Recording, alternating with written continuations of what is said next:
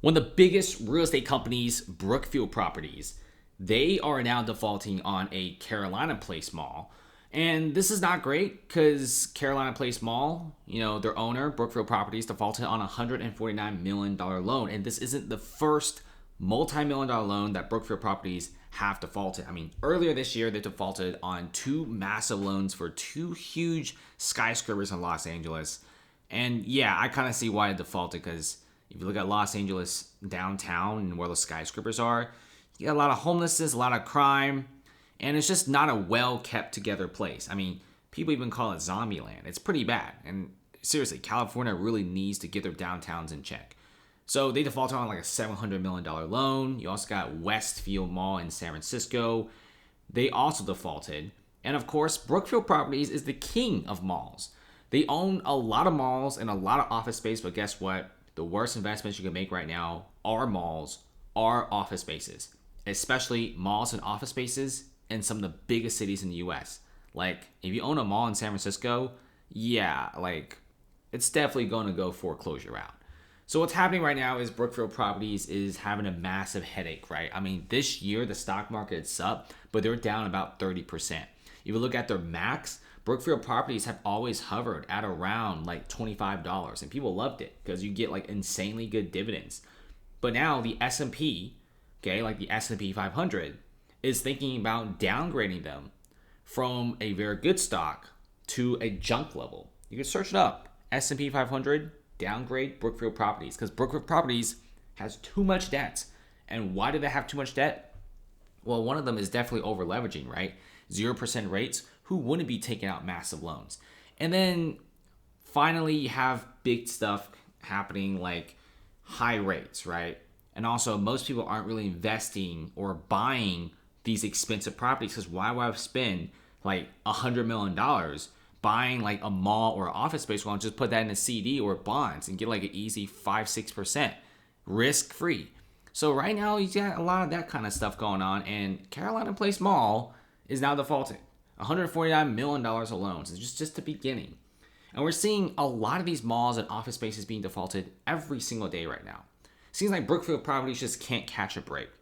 And it's a very dangerous play to have right now. There's still a lot of investors buying office real estate, which is a big mistake because you can't rent these out. The average vacancies for major cities in the US is like 10, if it's good, to 20%. And the scary ones like Oakland is like 37%, San Francisco is at 35%. And it's going to continue rising up because even Charles Schwab is moving online. Did you know that?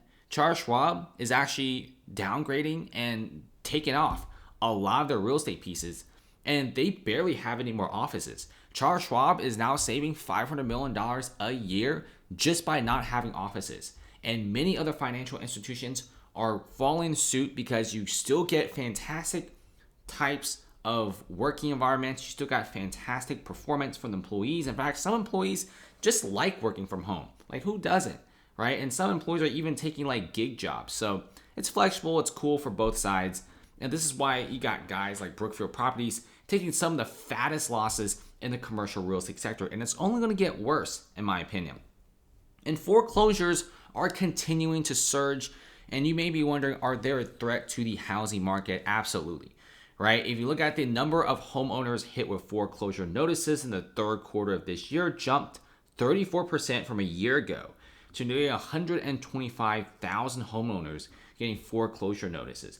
And many of them, you can't blame them because they over leveraged. They spent a lot of money buying like 4 or 5 houses, like for example, the Airbnb industry. And now look at this, right? People spend like $500,000 to buy a Miami condo or like $700,000. And look at how cheap some of these rents are getting, right? Like the rents are getting cheaper and cheaper by the day. And many of these units are competing with each other. Like, look at this, like $169, $67 in Brickell. Are you serious? For 6 guests, there's 4 beds in this. And you're telling me that it's only renting for this cheap of amount? I'm sure the owners probably pay at least bare minimum $500,000 to maybe like $600,000 for this unit, and they're cutting prices. They could barely rent it out, and we all know how expensive Florida HOA, Florida insurance is. So you're getting to this point where a lot of these foreclosures are happening, and we could finally see cheaper housing prices. So foreclosures are surging, right? You got the Airbnb boys, they're taking massive losses, massive beatings, and they could go to the foreclosure route. And they also have this other sector of people who just bought a bunch of houses for speculation, and now they see prices are no longer going up. In fact, prices are going down in some of the major cities.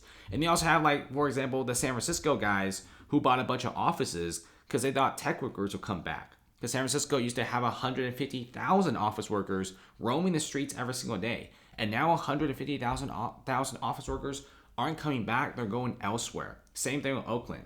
It's just getting worse. And also, there's this thing going on with American cities. Like, the crime rates are just going up, especially in, like, Portland, San Francisco, LA. It's just not great news, right? Obviously, there's still some really good spots. Like, Las Vegas is doing great. Denver is doing great. Miami is doing great. But many of the ones in the West Coast are not doing so well, which is actually causing some of the biggest property declines we've ever seen. Another thing going on is the U.S. housing market has gotten so expensive that income would have to jump 55% to make buying affordable. So you also have a whole entire section of people who can't afford homes. And it's crazy. I mean, I was just in like a regular suburban neighborhood. Like, the city wasn't even that big, less than 500,000 population. Back in 2019, like, a house was like 300 grand. Now it's at like almost 600 grand. And it's just in the span of like less than 5 years. You got a doubling in price for just a suburban house. So I understand the reason why people are so frustrated that homes are getting so expensive. But lucky for you, if you're buying a home, many housing prices are actually going down. We're seeing foreclosures increasing, like I said before, and we're seeing more buyers digging around in the foreclosure bin for houses than ever before. In fact, you can actually find some pretty sweet deals in that area. But then again, though, rates, 30-year mortgage is almost 8%. So is it even worth buying a home? That's another thing, right? You got high rates, homes are coming down in price, but you can't really buy it unless you pay like mostly in cash, which most people don't really have that much cash. So this is what's happening. And this is some scary stuff. We're seeing record foreclosures. And we also, in the next few videos, we're going to talk about what Realtor.com has to say about some zombie foreclosures that's happening. But if you look at some big cities like San Francisco, home prices plunge faster, -29% in the past 16 months. You know, many people are going the foreclosure route. Same thing in places like Seattle, Brooklyn, Chicago. We're seeing a lot of prices really cooling off. And it's very interesting in the U.S. market because the places where you got a massive inflow of people, prices are holding pretty steady. Like many of the smaller cities in the Midwest and also Florida. You know, but like if you look at cities where there's a population outflow, like Portland, you know, LA, the Bay Area, you know, these are places where home prices are dropping like crazy. I mean, and we also have to look into the situation with the small banks. You know, big REITs like these, you know, like Brookfield Properties, they're taking massive beatings. Not to mention, a lot of the loans that they've taken out were on like collateral by putting one of their other office properties on the line. But those properties have lost a lot in value. And we're talking about in San Francisco, offices are selling for 50 to 80% off. I'm not even joking. So this is some really scary stuff for guys like Brookfield Properties. When the property prices go down, well, banks don't like that, and they may request more buildings as collateral for that original crazy high loan that you took out. So let's see what happens. A lot of big stuff happening. Thanks for watching, guys. Like, subscribe, and comment below.